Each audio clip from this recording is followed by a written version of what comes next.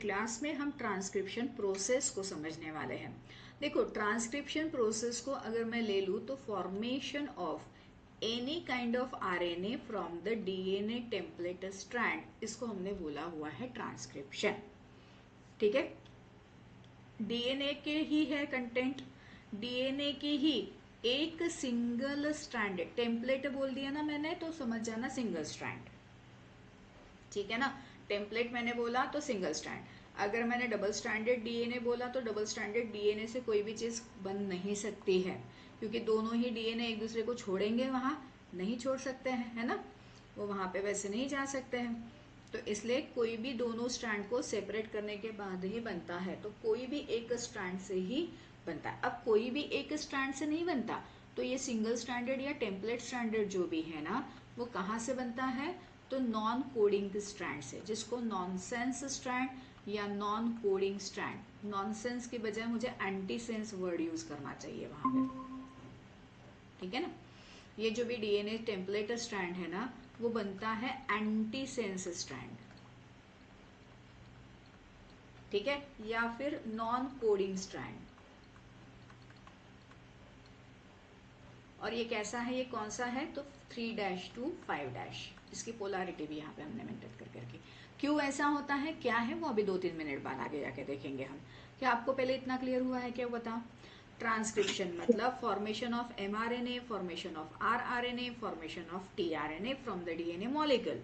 और ये चीज याद रखना है, जिस डीएनए सीक्वेंस से एमआरएनए बना है उस डीएनए सीक्वेंस से आरआरएनए नहीं बनने वाला है।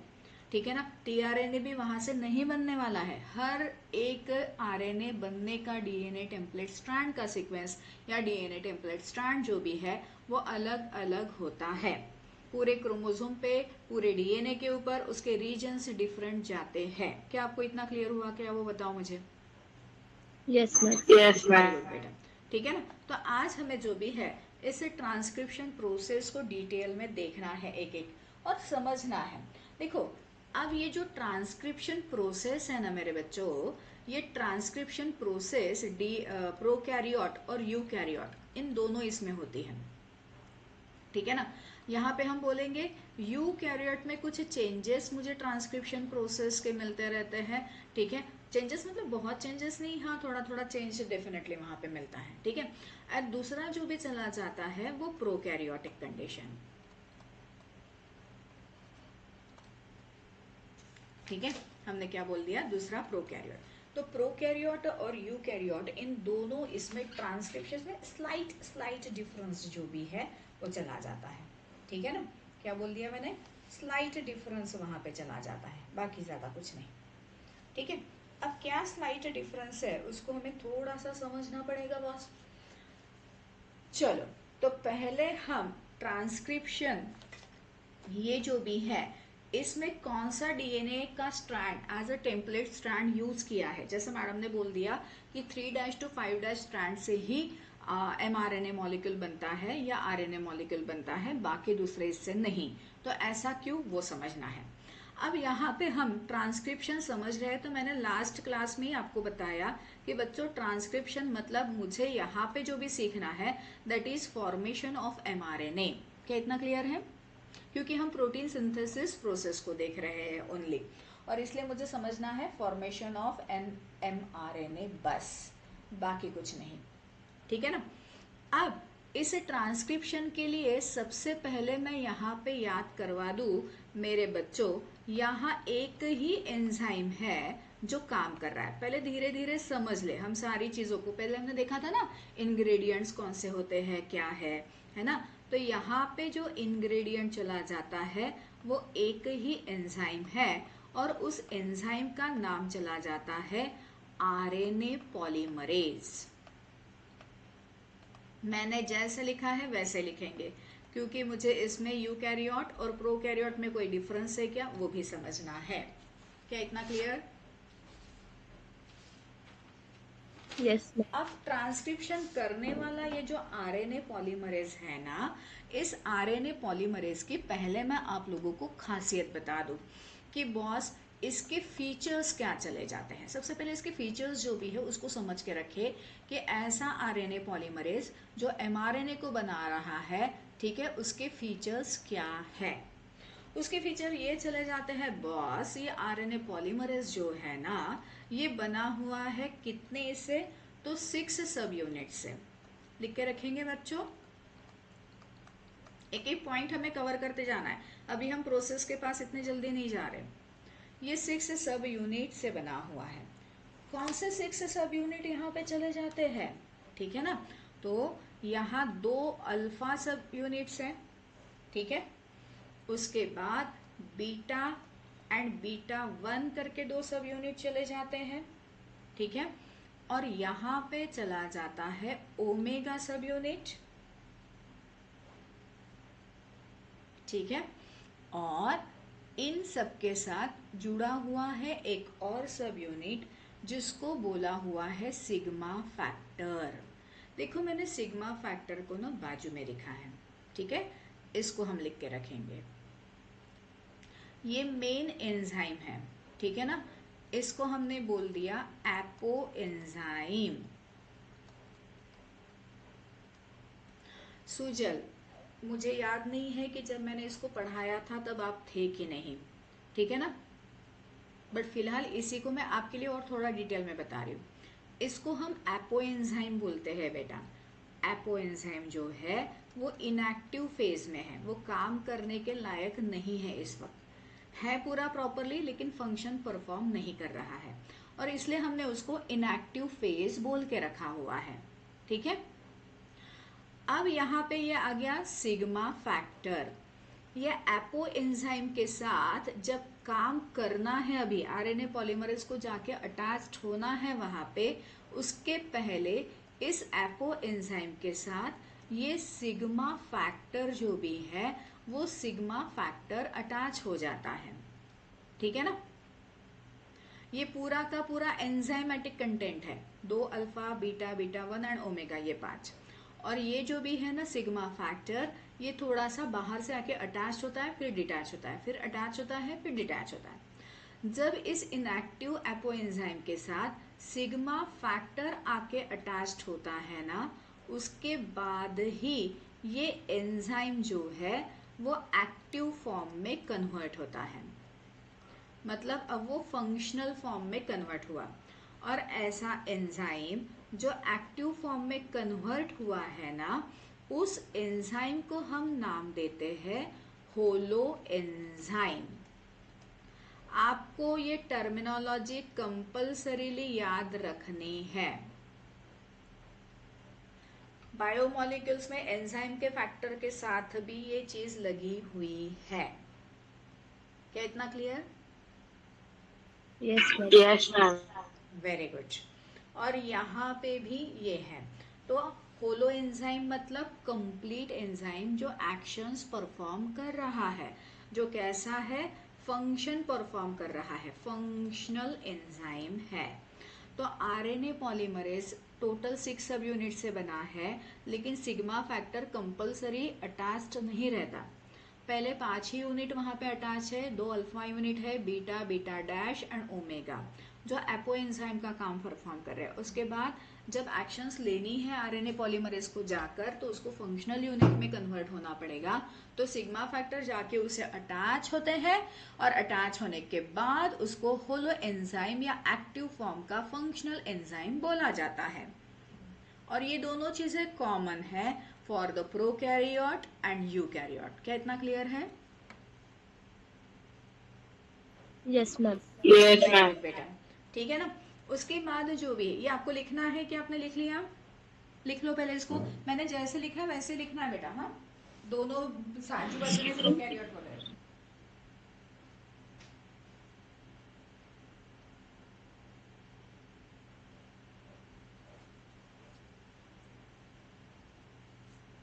लिख लिया?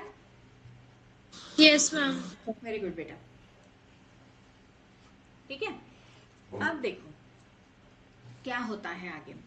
जब मैं यहाँ पे देखूं प्रोकैरियोट में, ठीक है ना, हमने ट्रांसक्रिप्शन बोला है।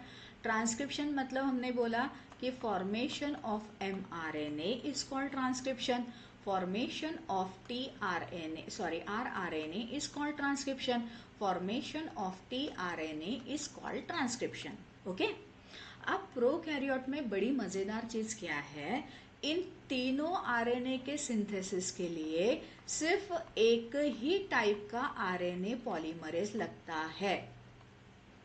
ठीक है, जो मैंने यहाँ पे ड्रॉ करके दिया था वो।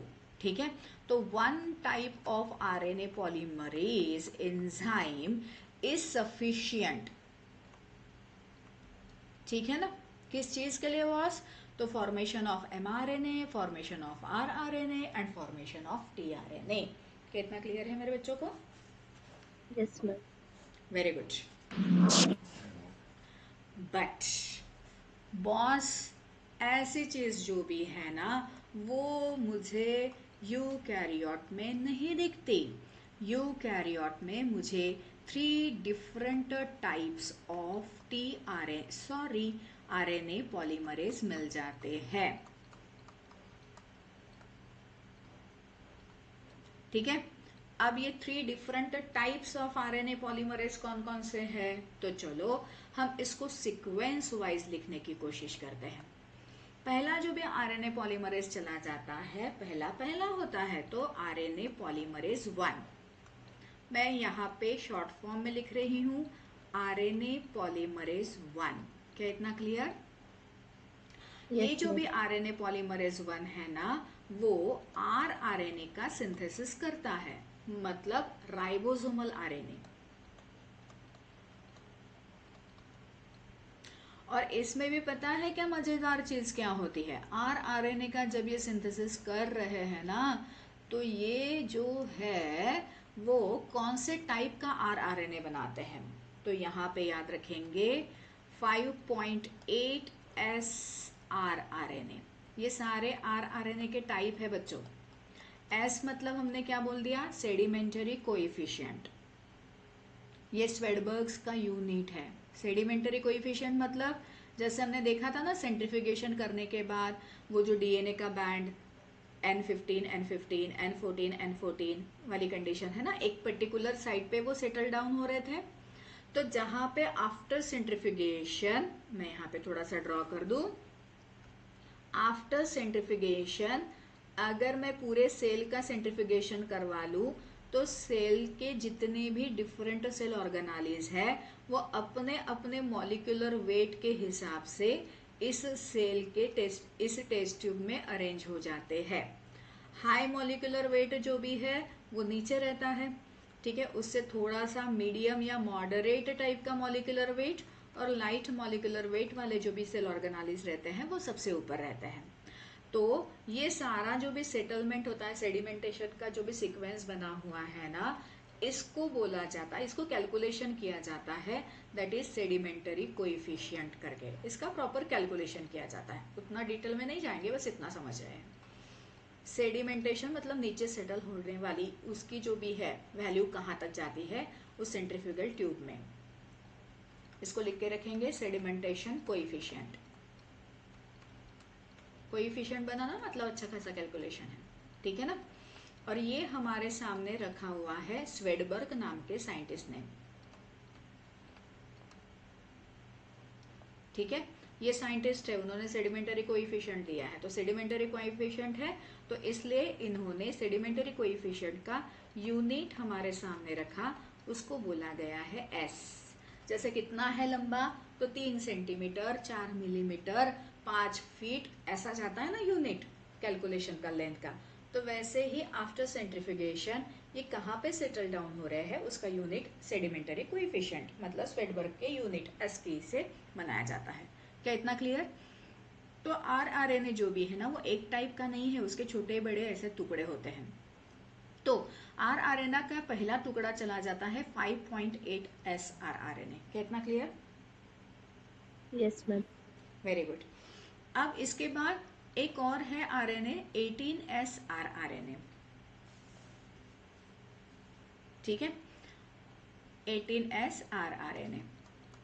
और तीसरा जो भी आरएनए बनता है वो है 28 एस आरएनए। तो ये आरएनए पॉलीमरेज 1 जो भी है वो क्या कर रहा है, तो आरएनए पॉलीमरेज 1 जो है वो सिंथेसाइज करता है राइबोसोमल आरएनए का। और कौन से टाइप के ribosomal RNA? 5.8, 18 and 28S type of rRNA. क्या इतना clear? Yes ma'am. Very good. अब इसके बाद जो भी हमें सेकंड टाइप देखना पड़ेगा, तो सेकंड टाइप चला जाता है। सेकंड टाइप हमें लिखना है आरएनए पॉलीमरेज 2। ये आरएनए पॉलीमरेज 2 एक्चुअली एमआरएनए का सिंथेसिस करता है, लेकिन यहाँ पे वो बनाता है तो एमआरएनए बोलने के बजाय आप खुद के लिए एमआरएनए लिख के रख सकते हो ब्रैकेट में, लेकिन mRNA matured RNA, messenger RNA, थोड़ा सा कुछ उसके ऊपर चीज़ें होती है, परफॉर्म होती है प्रोसेस, उसके बाद बनता है। और पहले सबसे पहले अगर एमआरएनए का रॉ मटेरियल हम देखें तो उसको बोला गया है एचएनआरएनए। उसको एमआरएनए के रॉ फॉर्म को हमने बोला है एचएनआरएनए। आप लिख के रखो, hnRNA is a raw form of mRNA, जो सबसे पहले बना हुआ है सिंथेसिस होके, ठीक है ना, डीएनए के ऊपर।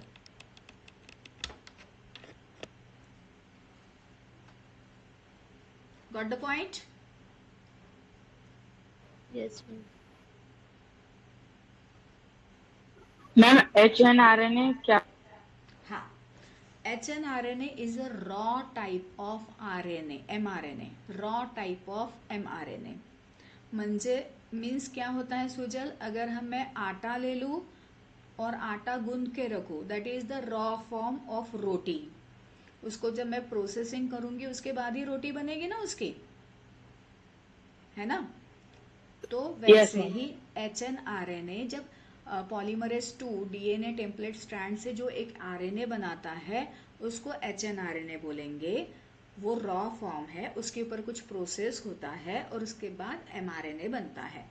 Got the point? वो प्रोसेस वगैरह सब सीखना है हमें।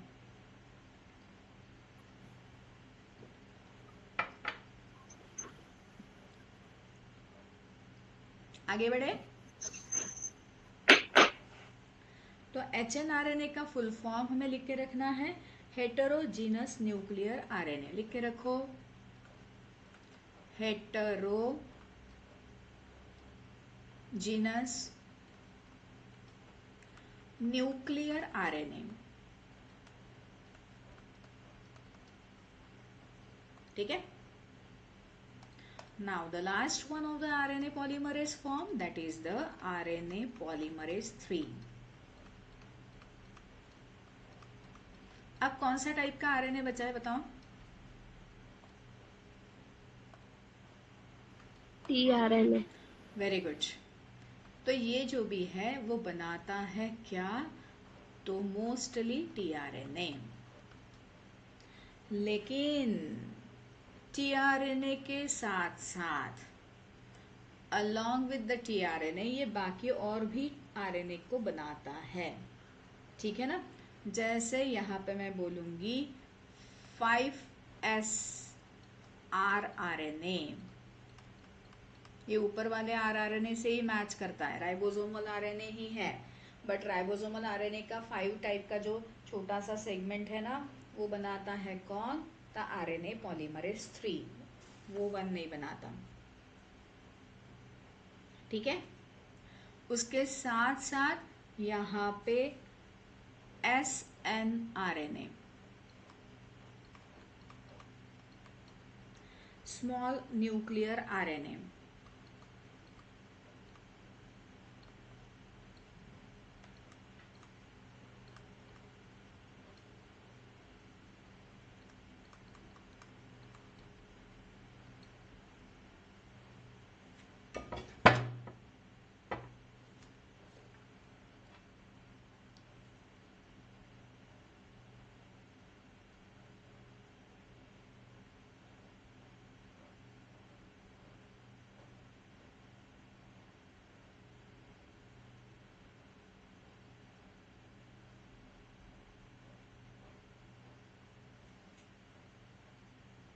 ठीक है, लिखा। उसके बाद और एक टाइप का आरएनए है SCRNA, इसका फुल फॉर्म चला जाता है स्मॉल साइटोप्लाज्मिक आरएनए।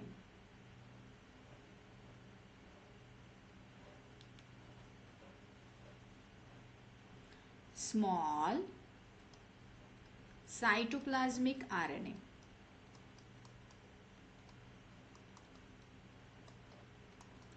और इसको दूसरा भी एक नाम दिया है सिंगल सेल आरएनए।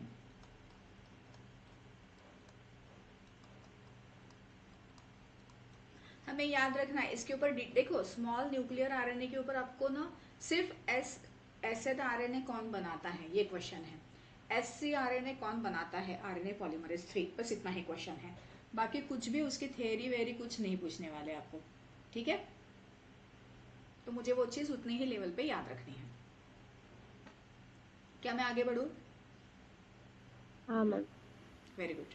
ये पेज, नेक्स्ट पेज पे जाओ। 2 मिनट मैम, 2 मिनट। हाँ लिखो लिखो, इसलिए पूछा मैंने।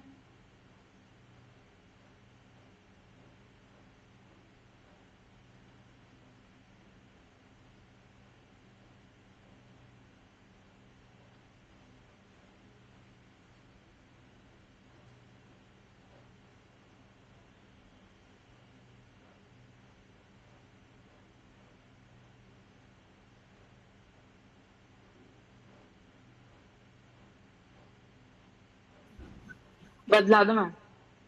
वेरी गुड बेटा, चल thank you so much. Next इस पे जाते हैं। अगेन हम ऊपर कैसे लिखा था वैसे ही लिख के रखेंगे बच्चों। यहाँ पे हम बात कर रहे हैं ट्रांसक्रिप्शन की, है ना। उसके बाद हमने इधर बोल दिया यूकैरियोटिक्स ट्रांसक्रिप्शन, और इधर हमने बोला हुआ है prokaryotic transcription.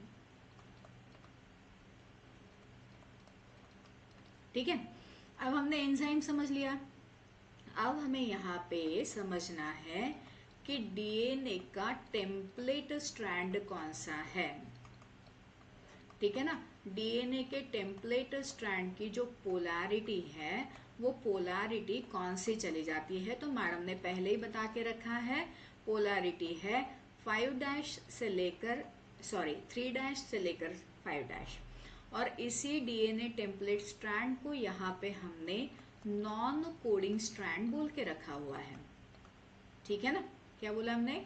Non coding strand. और उसके लिए दूसरा वर्ड यूज किया है एंटीसेंस स्ट्रैंड।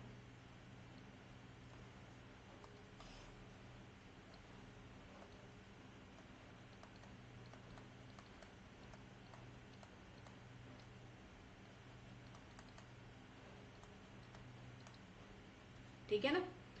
अब हमें ये कोडिंग, नॉन कोडिंग, एंटीसेंस क्या है, ये दोनों चीजें प्रोकैरियोट में ऐसी ही होती है क्या? हाँ। ये दोनों चीजें जो भी यूकैरियोट में ऐसी ही होती है क्या? हाँ। तो ये हो गया, हमने यहाँ पे प्रोकैरियोट और यूकैरियोट, क्योंकि मुझे ना इसी सीक्वेंस में फिलहाल इसी मैटर में आपको आगे लेके जाना है, इसलिए मैं इसको ऐसे ही लिख के रख रही हूँ। ठीक है, अब यहाँ पे ये चीज, ये कंपैरेटिव अकाउंट पे खत्म, दोनों में सेम टू सेम चीजें चली जा रही है बॉस। ठीक है ना।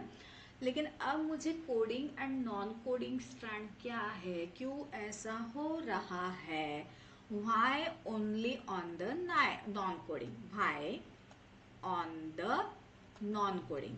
ठीक है ना, इसी को क्यों चूज किया है, नॉन कोडिंग स्ट्रैंड के ऊपर से ही क्यों mRNA या HNRNA बनता है। अब मैं ना mRNA नहीं बोलूंगी, हम HNRNA बोलेंगे, हाँ, क्योंकि ये रॉ मटेरियल है।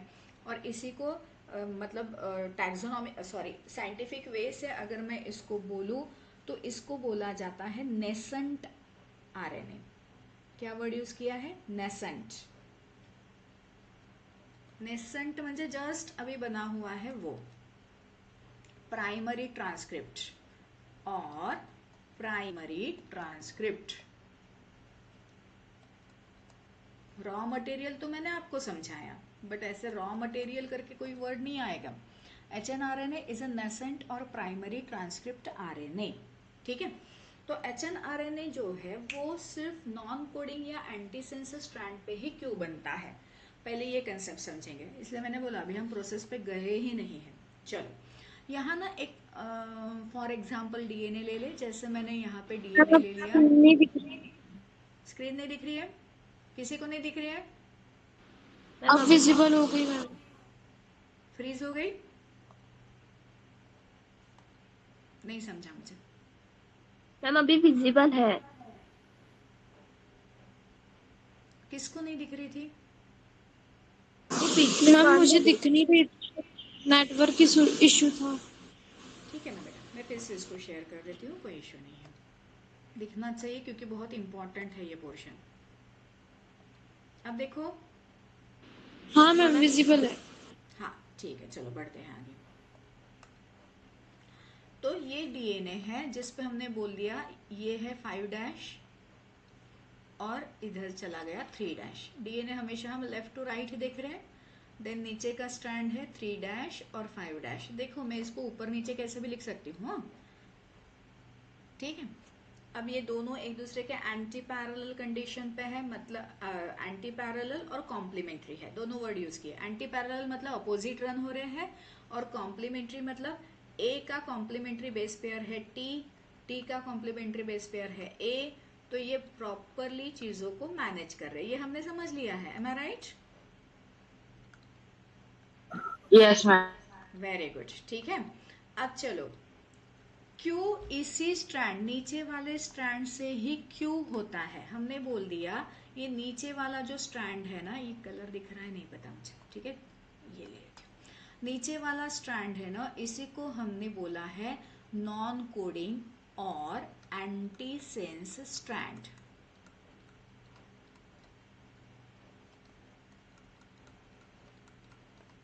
ठीक है तो कॉम्प्लीमेंट्री ऊपर का। और ऊपर वाला ये जो स्ट्रैंड है ना, इसको हमने नाम क्या दिया था? This is the coding strand और सेंस स्ट्रैंड, जिसको सेंस बनता है ना। अब ये जो एंटी सेंस ये टेम्पलेट करके काम कर रहा है, तो इसको हमें समझना है। क्यों भाई ऊपर का क्यों नहीं लिया? जो कोडिंग है उसको क्यों नहीं लिया, इसको समझना है। तो चलो हम डीएनए से बाहर निकलते हैं। एक नया ही जो भी है, आपको मैं यहाँ पे सीक्वेंस बताती हूँ। हम एक हाइपोथेटिकल डीएनए बनाते हैं, ठीक है। हाइपोथेटिकल डीएनए में मैं अपने ही नाम का स्पेलिंग लिख रही हूँ, RUPAL और I। इतना clear? This one is 5' and this one is the 3'।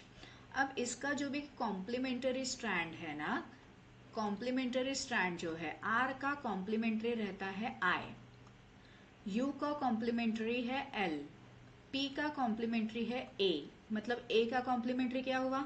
P। L का कॉम्प्लीमेंट्री, U का कॉम्प्लीमेंट्री L था, तो L का कॉम्प्लीमेंट्री क्या होगा? U। ठीक है, R का कॉम्प्लीमेंट्री I था, तो I का कॉम्प्लीमेंट्री क्या हुआ? R।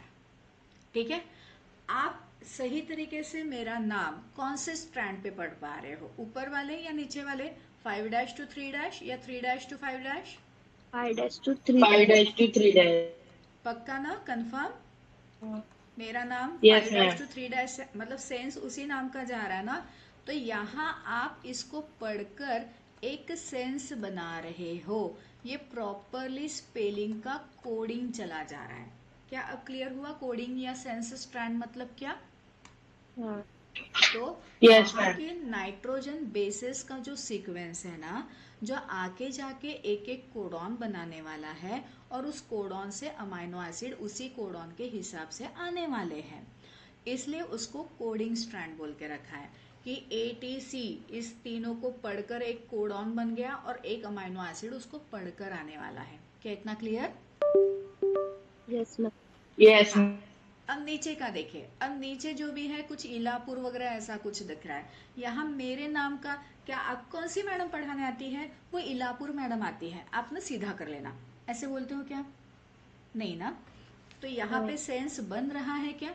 सेंस ही नहीं जा रहा है, और इसलिए हमने इसको क्या बोल दिया? Anti sense. और ये कोड कर रहा है क्या? स्पेलिंग कोड कर रहा है प्रॉपरली? नहीं, तो नॉन कोडिंग। अब आपको मीनिंग समझ में आया है कोडिंग नॉन कोडिंग का? Yes ma'am. Yes ma'am. हाँ। अब फिर से क्वेश्चन है, मैडम ये तो समझा, but why only anti sense?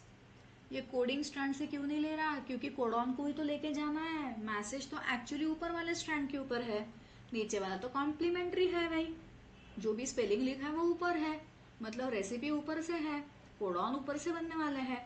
तो mRNA इस स्ट्रैंड से क्यों बना रहे हैं? क्या यहाँ पे झमेला है? इस झमेले को समझना है। अब देखो यहाँ ना हम क्या करेंगे, इस स्ट्रैंड से mRNA बनाएंगे, हाँ, मतलब HNRNA इससे बनाएंगे, ठीक है। और हम क्या करेंगे, ये स्ट्रैंड है, इसको मैंने इस साइड पे लिखा और यहाँ पे हम इस स्ट्रैंड से HNRNA बनाएंगे। चलो बनाओ फटाफट, दोनों स्ट्रैंड अलग अलग लिखो फटाफट। एक यहाँ पे हमने स्ट्रैंड लिखा पूरा RUPALI, बस ये है 5' to 3', ठीक है। फिर हमने लिखा ILAPUR और हमने बोल दिया 3' to 5', ठीक है ना। अब चलो हम जब भी mRNA मॉलिक्यूल बनाते हैं ना, तो ये mRNA मॉलिक्यूल कैसा होगा बॉस, तो वो भी उस मॉलिक्यूल का कॉम्प्लीमेंटरी फॉर्म होगा। कौन सा फॉर्म होगा, कॉम्प्लीमेंटरी फॉर्म होगा, ठीक है। तो चलो इसका कॉम्प्लीमेंट्री फॉर्म हम बनाएंगे। I का कॉम्प्लीमेंट्री, R का कॉम्प्लीमेंट्री क्या है I, ठीक है। U का क्या है, हमने बोल दिया L, P का जाता है A का जाता है P, L का जाता है क्या U और I का जाता है R। एंटी पैरेलल है मतलब 3' to 5', और mRNA इसी एंगल से लेफ्ट टू राइट ही राइबोसोम के साथ अटैच्ड होते हैं।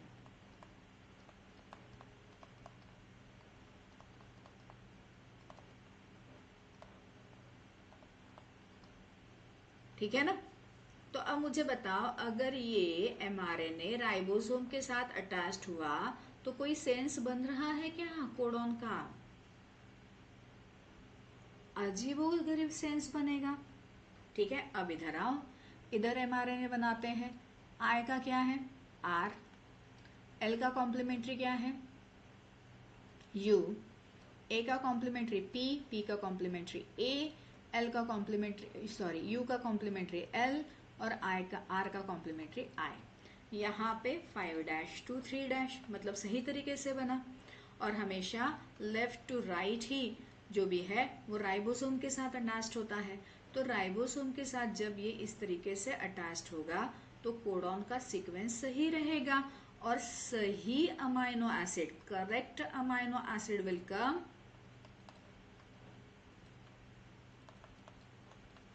और एक करेक्ट प्रोटीन ही वहां पे बनेगा। क्या इतना क्लियर? Yes ma'am. क्या आपके क्वेश्चन का आंसर मिल गया? क्यों भाई नॉन कोडिंग या एंटीसेंस ही स्ट्रैंड है करके, क्या आपको ये प्रॉपर समझ में आया है क्या यस मैम। सबको? Yes ma'am. Sujal? Yes, ma'am. ठीक है। तो अब अपने क्वेश्चन का आंसर मिल गया कि बॉस mRNA जो भी है वो एंटीसेंस या नॉन कोडिंग स्ट्रैंड से ही बनने वाला है, क्योंकि वो नॉन कोडिंग स्ट्रैंड का कॉम्प्लीमेंट्री स्ट्रैंड बनाता है। मीन्स एक्चुअली हम देखें तो वो डीएनए का ही कोडिंग स्ट्रैंड बनाता है, हाँ या ना? हाँ। देखो Yes, है ma'am. ना, डीएनए का कोडिंग स्ट्रैंड ही बनाता है। अब बच्चों यहाँ पे ना कुछ आपको क्वेश्चंस कैसे पूछेंगे वो बताती हूँ आपको ना। यहाँ पे एक दिया रहेगा, ये एक डीएनए टेम्पलेट स्ट्रैंड है ऐसा बोलेंगे, डीएनए टेम्पलेट स्ट्रैंड है ऐसा बोलेंगे, और उसके ऊपर ATC GTAC ये लिखा हुआ है, ठीक है। और आपको पूछा जाएगा ये 5' to 3' डीएनए है, डीएनए स्ट्रैंड है, इसका mRNA कैसे बनेगा? आपको क्वेश्चन mRNA करके पूछा जाएगा या HNRNA करके पूछा जाएगा, नदर कोई मैटर नहीं करता वो चीज़, बस आपको डायरेक्टली आंसर देना है, ठीक है। तो आंसर में ऑप्शन ये बनाएंगे वो ATCGATC, ठीक है ना। फिर उन्होंने लिखा TAGC, ठीक है ना, TAG। अब ये 5' to 3', 5' to 3' या फिर बोलेंगे TAGC TAG 3' to 5', ठीक है, या फिर से वो बोल देंगे ATCG ATC 3' to 5'। तो कौन सा mRNA बनेगा बताइए ABCD में से?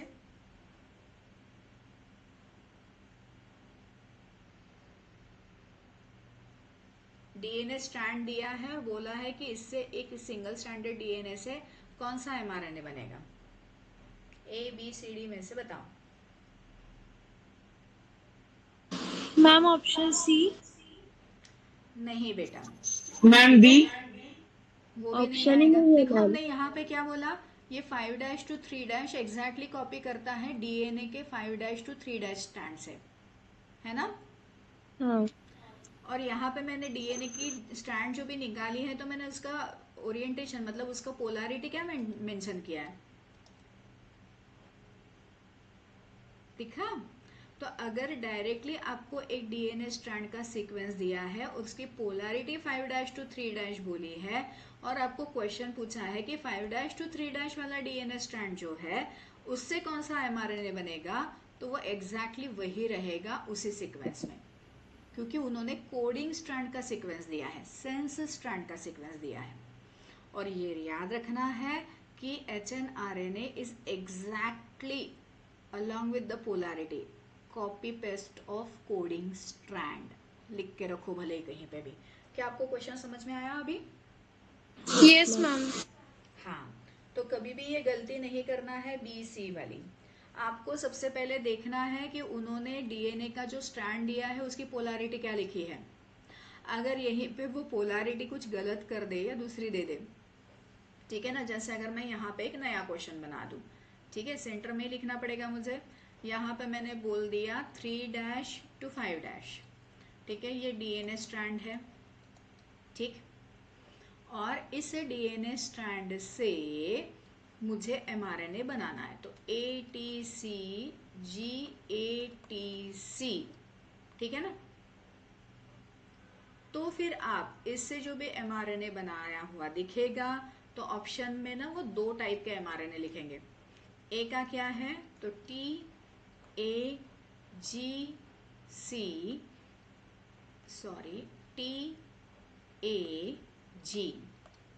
अगेन TAGC, TAG, ये दोनों सेम टू सेम ऑप्शन में देंगे। यहाँ पे वो लिखेंगे 5' to 3' और यहाँ पे लिखेंगे 3' to 5'। तो कौन सा सही रहेगा? ए ऑप्शन सही रहेगा या बी ऑप्शन सही रहेगा HNRNA के लिए? Ma'am A option. B. B option. B A option. Option, A option सही रहेगा बेटा। हमने यहाँ पे देखो पोलैरिटी क्या लिखी है, 3' to 5'। चलो पीछे जाए, यहाँ पे देखो 3' to 5' का अपोजिट बनाया ना एंटी पैरेलल कंडीशन, समझे? Yes ma'am. Yes ma'am. Yes ma'am. अब क्लियर हुआ कंसेप्ट? यस हाँ मैम। मैम।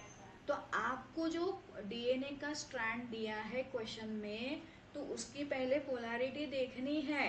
और ऑप्शन में ना दो दो सीक्वेंसेस सेम टू सेम ही रहने वाले हैं, लेकिन उसकी पोलैरिटी आपको प्रॉपरली चेक करनी है, क्या पोलैरिटी दी है, उसके हिसाब से ही आगे बढ़ना, ठीक? यस तो मैम। हमेशा पोलैरिटी को देख देख के ही आंसर आपको देने हैं, बस। तो अभी हमारे क्वेश्चन का आंसर मिल गया। कौन सा क्वेश्चन था हमारा? क्वेश्चन था why 3' to 5' strand, am I right? मतलब नॉन एंटी सेंस स्ट्रैंड और नॉन कोडिंग स्ट्रैंड, इसका आंसर हमें मिल गया। चलो अब हमें एक्चुअली ट्रांसक्रिप्शन प्रोसेस देखो। ट्रांसक्रिप्शन प्रोसेस को स्टार्ट करने के पहले हमने आरएनए पॉलीमरेज को समझ लिया है ना। उसके बाद हमने जो भी है वो समझ लिया, क्या? आरएनए पॉलीमरेज का कोएंजाइम एपोएंजाइम वाली कंडीशन। अब फिर से ना कुछ फीचर्स मुझे यहाँ पे आरएनए पॉलीमरेज के लिख के रखने हैं।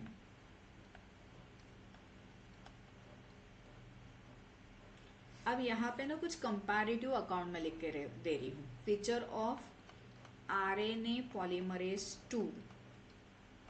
मैं 2 लिख रही हूँ क्योंकि यूकैरियोट में 2 है और प्रोकैरियोट में 1 ही जाता है, तो यूकैरियोट के 2 को यहाँ पे कंटिन्यू कर रही हूँ बस।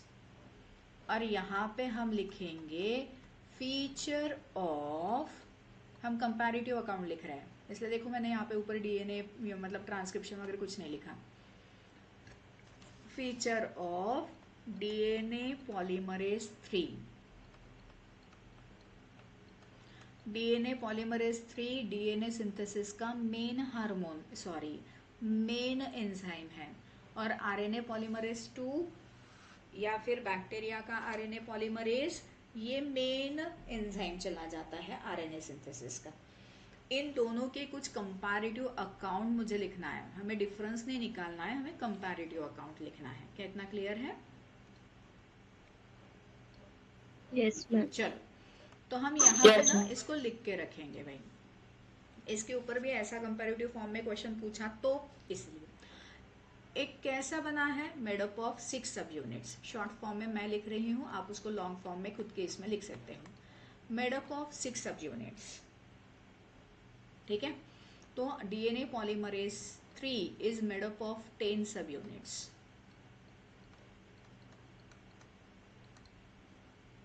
ठीक है।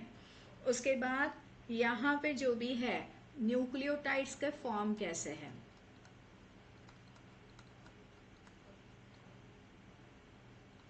तो डायरेक्टली है ATP, CTP, GTP and UTP. ठीक है। यहाँ पे कौन से न्यूक्लियोटाइड्स के फॉर्म्स चाहिए पॉलीमराइजेशन के लिए, तो वो आरएनए पॉलीमरेज 3 रिकॉग्नाइज करता है न्यूक्लियोटाइड्स। कौन से बाबा? डीएटीपी, डीसीटीपी, डीजीटीपी और डीटीटीपी। तो डीएनए का डी करके याद रखो या डीऑक्सीराइबोज का डी करके याद रखो, बट आपको याद रखना है बस।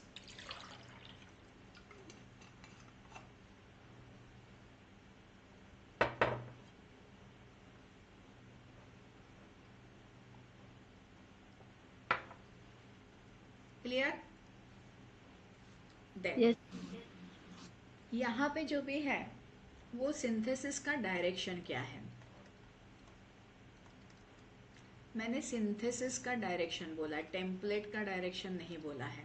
मतलब जो भी HNRNA बनाने वाला है वो कैसे बनाने वाला है, कौन सी डायरेक्शन से, तो हम बोलेंगे 5' to 3'।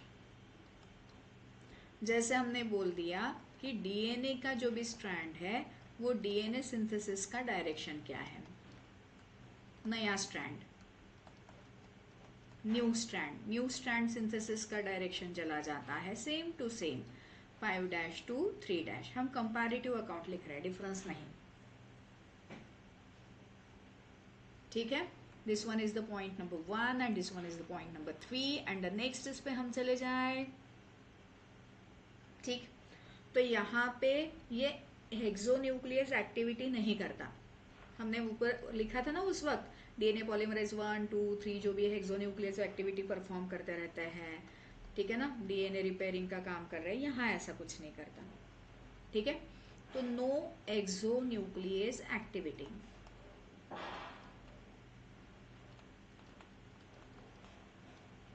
और यहाँ पे हम बोलेंगे कि एक्सोन्यूक्लियस एक्टिविटी परफॉर्म की जाती है।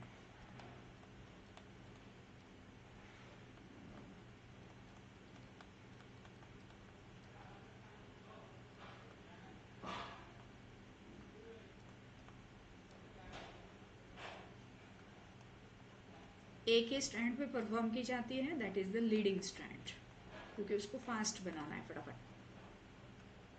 डीएनए पॉलीमरेज 1, 2 की वेट नहीं कर सकते। फिर हम बोलेंगे primer molecule is not required.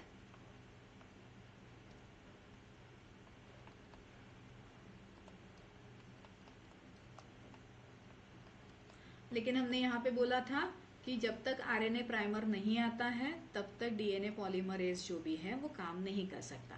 तो हम बोलेंगे आरएनए प्राइमर इज रिक्वायर्ड।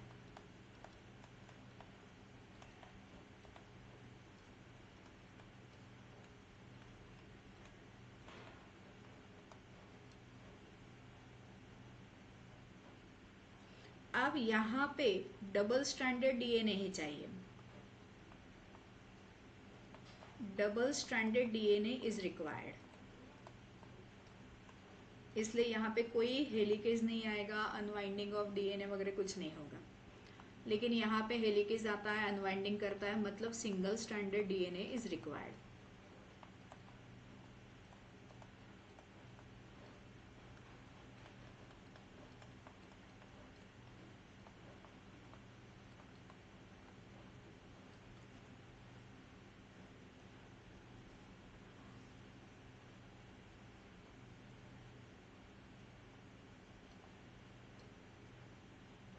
ठीक है। देन यहाँ पे कुछ मेटल आयंस है जो कंपलसरी है, जो एक्चुअली एंजाइम को अगेन एक्टिवेशन के लिए मदद करते हैं, पॉलीमराइजेशन के लिए मदद करते हैं। तो यहाँ पे कौन से है मेटल आयंस? जिंक आयन है। मैम एक बार रिपीट करो मेटल। मेटल आयंस मतलब मैग्नीशियम और जिंक, ये मेटल है ना।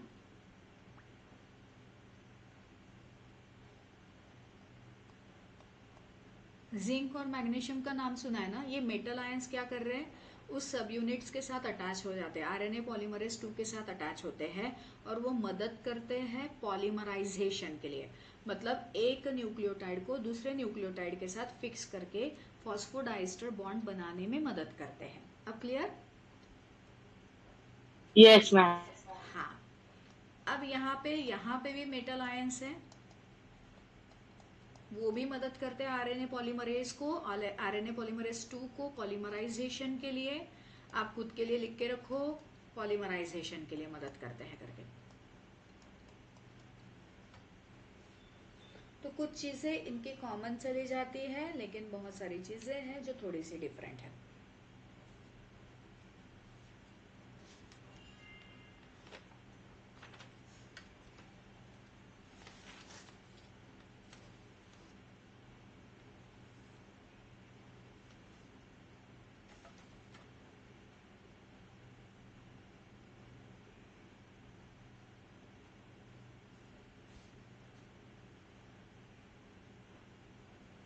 हो गया? Yes, ma'am. Very good. Next इस पे चले। Yes, अब ma'am. ये सब समझने के बाद एक्चुअली हमें ट्रांसक्रिप्शन प्रोसेस को समझना है।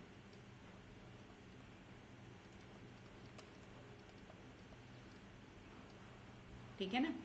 तो हमने बोल दिया ट्रांसक्रिप्शन मैकेनिज्म।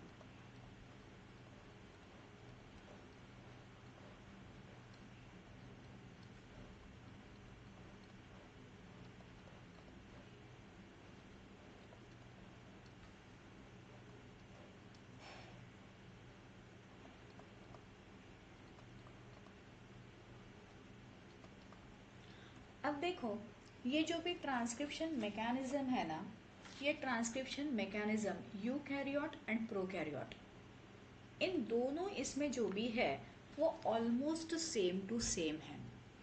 तो हम यहाँ पे बोलेंगे दोनों के इसमें transcription mechanism same to same condition पे जाता है। ठीक है ना।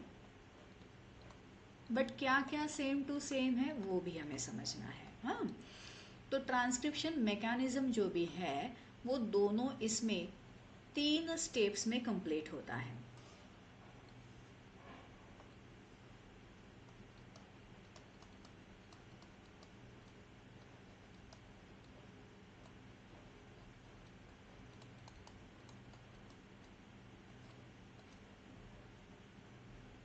ठीक है। अब 3 स्टेप में मुझे सबसे पहले लेना है क्या, तो इनिशिएशन। जैसे मैं लिख रही हूँ वैसे लिखेंगे, सारी चीजें डिटेल में एक्सप्लेन करने वाली हूँ।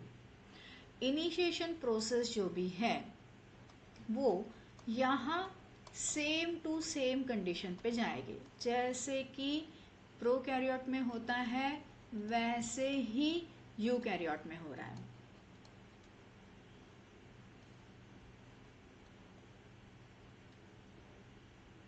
ठीक है, ये मेन स्टेप है, स्टेप नंबर 1। ठीक है, फिर मैं यहाँ पे इनिशिएशन के बाद लिखती हूँ नंबर 1 सब स्टेप। ये हमको समझने के लिए है, हाँ, इनिशिएशन के बाद क्या होता है ट्रांसक्रिप्शन में। नहीं, चलो मैं ना इसको यहाँ पे मिक्स नहीं करूँगी बेटा।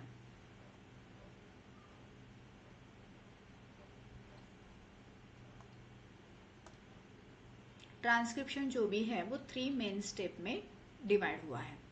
इनिशिएशन मेन स्टेप मतलब स्टार्टिंग है, जो सेम टू सेम होने वाला है। क्या होने वाला है इनिशिएशन में? तो हम बोलेंगे आरएनए पॉलीमरेज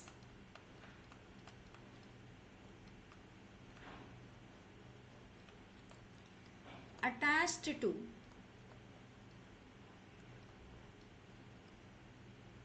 प्रमोटर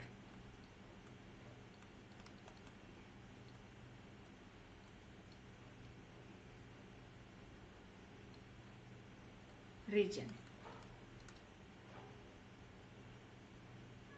ठीक है, अब ये ना एग्जैक्टली वैसी की वैसी प्रोसेस होती है। ठीक है, देन सेकंड, इनिशिएशन के बाद हमने ना डीएनए सिंथेसिस में भी लिखा था, इनिशिएशन के बाद कौन सा स्टेप चला जाएगा बताइए?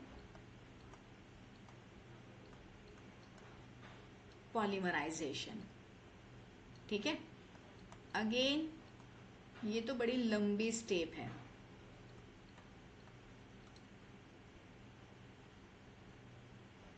पॉलीमराइजेशन के बाद, पॉलीमराइजेशन में क्या हो रहा है? तो हम बोलेंगे फॉर्मेशन ऑफ HNRNA मॉलिक्यूल।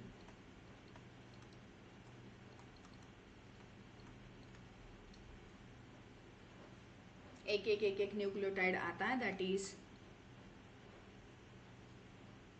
एक न्यूक्लियोटाइड आया, वो दूसरे न्यूक्लियोटाइड के साथ अटैच्ड हुआ है।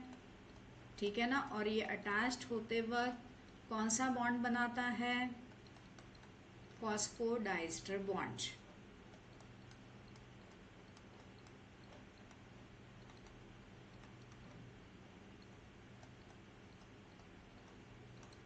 ठीक है, then the third one, that is termination. अब ये भी कैसा है? सेम टू सेम है, जैसे यहाँ पे हुआ वैसे ही यहाँ पे होगा, but termination the last one.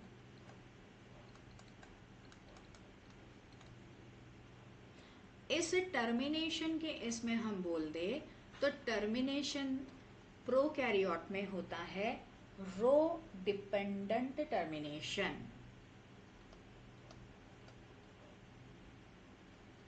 ये रो को हम लिखते हैं पी जैसा, हमने ऊपर सिग्मा लिखा था ना, अब ये रो देखो कैसे लिखते हैं, ऐसा रो पी जैसा है।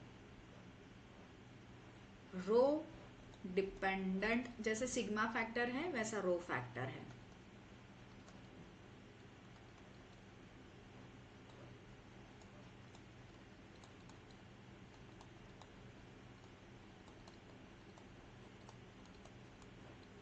और यहां पे हम बोलेंगे रो इंडिपेंडेंट टर्मिनेशन।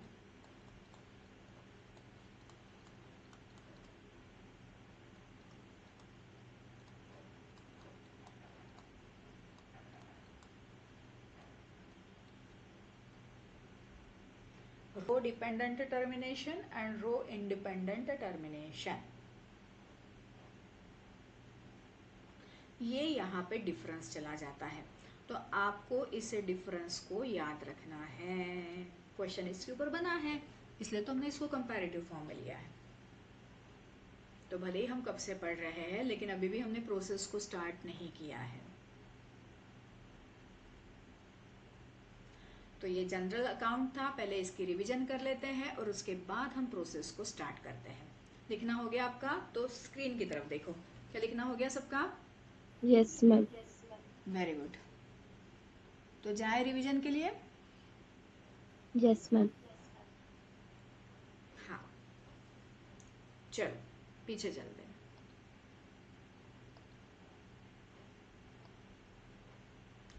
तो आज की क्लास में हमने ट्रांसक्रिप्शन प्रोसेस ये हेडिंग से स्टार्ट किया है। हमने बोला है what exactly transcription process means, तो formation of RNA strand from the DNA template strand is called the transcription. और डीएनए टेम्पलेट स्ट्रैंड हमेशा एंटीसेंस नॉन कोडिंग रीजन रहता है। ट्रांसक्रिप्शन मीन्स किसी भी आरएनए का फॉर्मेशन, जैसे एमआरएनए, आरआरएनए, टीआरएनए कुछ भी हो जाए तो वो ट्रांसक्रिप्शन ही कहलाता है। लेकिन यहाँ हम ट्रांसक्रिप्शन को डिटेल में देखने वाले हैं विद रिस्पेक्ट टू एमआरएनए, क्योंकि हम सेंट्रल डॉगमा के बारे में बात कर रहे हैं। इसलिए ट्रांसक्रिप्शन जो भी है इसको परफॉर्म करने के लिए मेन एंजाइम आता है, उसका नाम है RNA polymerase enzyme. RNA polymerase enzyme जो 6 सब यूनिट का है, ठीक है, लेकिन उसमें 5 यूनिट का एपो एंजाइम बना हुआ है जो है एक्चुअली एंजाइमेटिक कंटेंट, और उसके साथ एक फैक्टर अटैच्ड है 6 नंबर का जिसको हमने सिग्मा फैक्टर बोला है। एपो एंजाइम को सिग्मा फैक्टर अटैच हो जाता है तो उसके बाद वो एक्टिव फॉर्म में या होलो एंजाइम में कन्वर्ट हो जाता है। प्रोकैरियोट में आरएनए पॉलीमरेज जो भी है वो मुझे एक ही टाइप का दिखता है, ओनली वन टाइप, ये बहुत इंपॉर्टेंट है।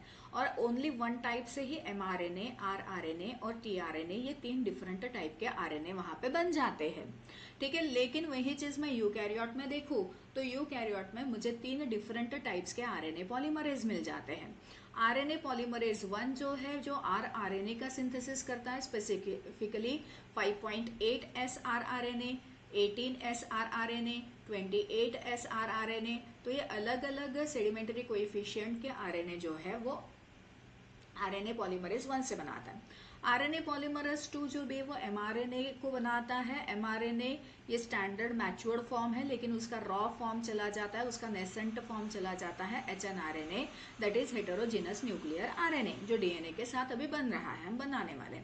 देन आरएनए पॉलीमरेज 3 जो भी है वो टीआरएनए का सिंथेसिस करता है, उसके साथ साथ 5S आरआरएनए को भी बनाता है, ठीक है।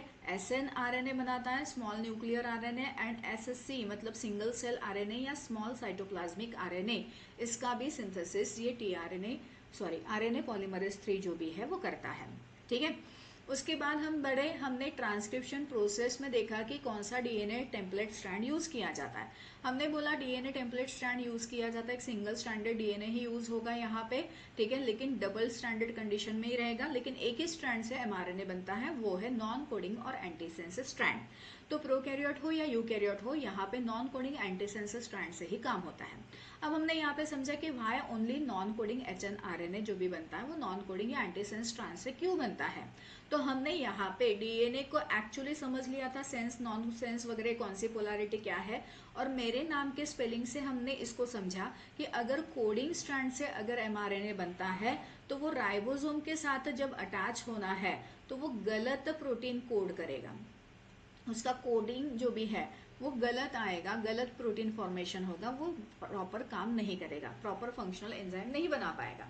जब वो अगर एंटीसेंस या नॉन कोडिंग स्ट्रैंड से बनाता है, क्योंकि वो कॉम्प्लीमेंट्री रहता है, तो वो सही करेक्ट अमाइनो एसिड के सीक्वेंस को, कोडॉन्स को वहां पे बनाएगा, और करेक्ट अमाइनो एसिड्स आएंगे, करेक्ट फॉर्मेशन हो जाएगा प्रोटीन का। और इसीलिए ये जो भी है एचएनआरएनए वो हमेशा एंटीसेंस या कोडिंग स्ट्रैंड के वहीं से बनता है, ठीक है ना। हमने इस चीज को समझ लिया, फिर हमने समझा कि किस तरीके से क्वेश्चंस पूछे जा सकते हैं, उसके आंसर्स क्या देने। फिर हमने यहाँ पे बोल दिया feature of RNA polymerase 2 and RNA polymerase 3। RNA polymerase 2 6 सब यूनिट है, यहाँ पे 10 सब यूनिट है। न्यूक्लियोटाइड्स मुझे एटीपी सीटीपी वाले कंडीशन पे चाहिए, और ये डीएनए का डीऑक्सीराइबोज वाली सिचुएशन है, इसलिए हमने हमेशा न्यूक्लियोटाइड के सामने डी लगा के रखा है। सिंथेसिस का डायरेक्शन दोनों का सेम है, दैट इज द 5' to 3' में सिंथेसिस होने वाला है। यहाँ पे नो हेक्सोन्यूक्लियस एक्टिविटी है, यहाँ पे हेक्सोन्यूक्लियस एक्टिविटी परफॉर्म की जाती है only on the leading strand. ठीक है। प्राइमर मॉलिक्यूल की रिक्वायरमेंट यहाँ पे नहीं है, यहाँ पे प्राइमर मॉलिक्यूल सिवा आरएनए पॉलीमर डीएनए पॉलीमरेज से काम ही नहीं कर सकता, वो स्टार्टिंग पॉइंट को जज नहीं कर पा रहा है। यहाँ पे double standard DNA molecule compulsory है, यहाँ पे सिंगल स्टैंडर्ड डीएनए मॉलिक्यूल की ही रिक्वायरमेंट है। मेटल आयंस जो भी है वो जिंक एंड मैग्नीशियम दोनों तरफ कॉमन जाता है। एक और चीज आपको यहाँ पे याद रखनी है मेरे बच्चों, which is the characteristic feature of RNA polymerase 2, और मैं यहाँ पे लिख के रखती हूँ, ठीक है, performing exonuclease activity, helicase activity, performing helicase activity. लिखो, मेरे इसमें नहीं लिख रहा है, हेलिकेज एक्टिविटी।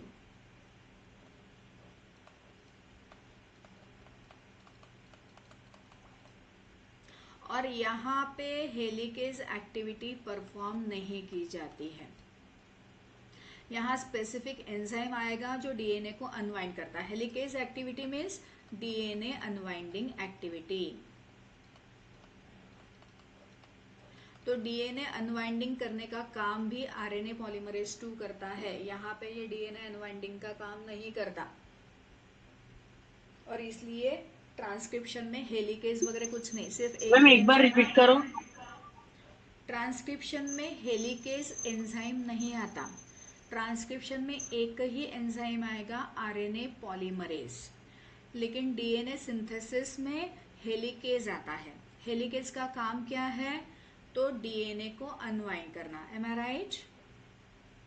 लेकिन ट्रांसक्रिप्शन में डीएनए को अनवाइंड करने की जो हेलिकेज एक्टिविटी है ना, वो डायरेक्टली आरएनए पॉलीमरेज 2 ही परफॉर्म करता है। वो खुद ही सफिशिएंट है, it is self sufficient enzyme, कि डीएनए को थोड़ा सा अनवाइंड करेगा फिर आगे लेके जाएगा, फिर डीएनए को थोड़ा सा अनवाइंड करेगा फिर आगे जाएगा, फिर डीएनए को थोड़ा सा खोलेगा फिर आगे जाते जाएगा, और पीछे वाला डीएनए अपने आप क्या होते जाएगा? वाइंडिंग कंडीशन में चले जाएगा।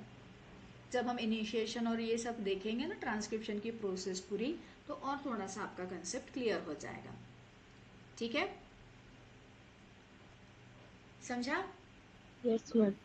हाँ, वो उसका कैरेक्टरिस्टिक फीचर है, वो खुद ही हेलिकेज एक्टिविटी परफॉर्म करता है। देन हम ट्रांसक्रिप्शन मैकेनिज्म के बारे में बात कर रहे हैं। हमने बोला है यहाँ पे 3 मेन स्टेप्स है, इनिशिएशन, इलोंगेशन एंड टर्मिनेशन।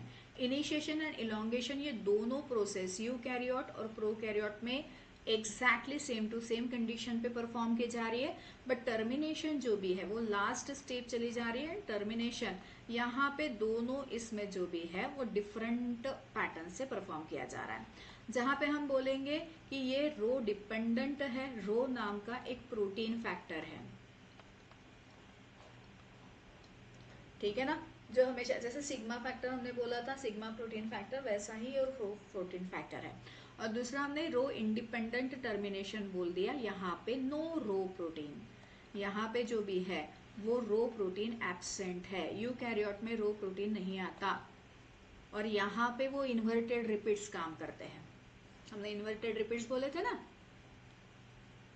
तो वो यहाँ पे काम करते हैं। कैसे करते हैं वो भी हम बाद में देख लेंगे, कोई इशू नहीं है, ठीक। और ये जो भी है ना इंट्रिंसिक टर्मिनेशन, इसको बोला गया है इंट्रिंसिक टर्मिनेशन।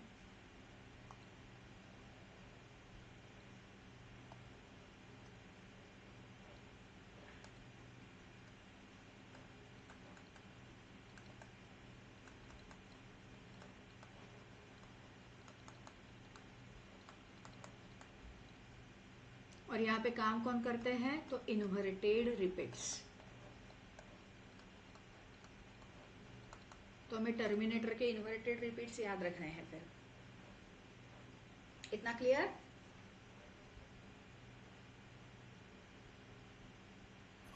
Yes ma'am. ठीक है, तो यहीं पे ये हुआ अपना एक जनरल